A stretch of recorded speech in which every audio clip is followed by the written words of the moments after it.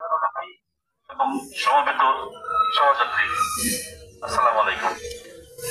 গাজীপুর একটি ঐতিহ্যগতভাবে বিএনপির একটি ঘাঁটি। এই 5 তারিখের আগে আমরা যতগুলো প্রোগ্রাম করার চেষ্টা করছি সেটা গাজীপুর কেন্দ্রিক। আমরা বিরাট সমাবেশ দেওয়ার চেষ্টা করছি, যে মূল সমাবেশে আজকে চতুর্থ সময় যত লোক হয়েছে এত লোক আমরা সংগ্রহ করতে পারি নাই। তো আমাদের প্রস্তুতি সভার যে উপস্থিতি আমরা অত্যন্ত সন্তুষ্ট।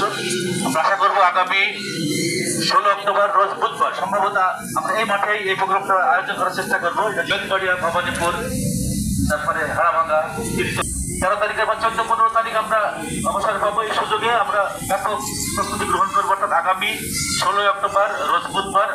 আশা করছি আমাদের মতিমূল্য ভাই আপনাদের জানিয়ে দেবেন। আমরা প্রাথমিকভাবে ধারণা করছি এই মাঠটা হবে সকলের জন্য সবচেয়ে উত্তম এবং মানে কৌশলগত দিক থেকে ভালো পজিশন, ঠিক আছে।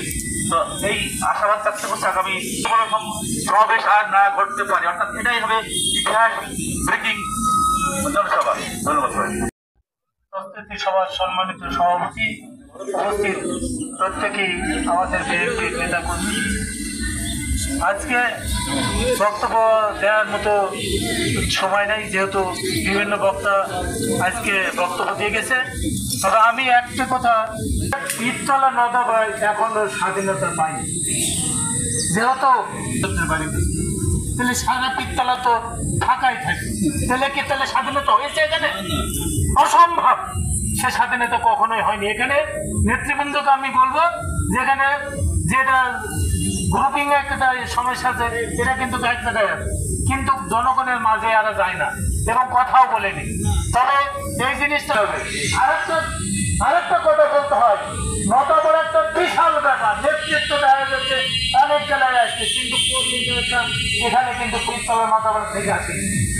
যদি আজকে থাকতো মাঠে প্রস্তুতি, আজকে যে মাঠে সমাবেশ সেখানে উপস্থিত হবে।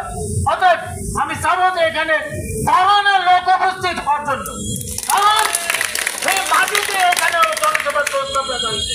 তবে এই জিনিসটা আল্লাহ আপনাদের সময় আছে, এই অর্গানাইজ দিবেন, সামনে ডেটে জানবো যে পীরতলার 12 লোক এবং নটাপাড়ার লোক এখানে উপস্থিত হয়েছে। যেহেতু ভেতরে গাড়ি ভাড়া লাগবে না, উপস্থিত হবে ছোট হেঁটে, তাহলে এই জায়গায় আমরা প্রত্যেককে চিনি, তাহলে সেই নজরটা আমাদের আপনারা দিবেন।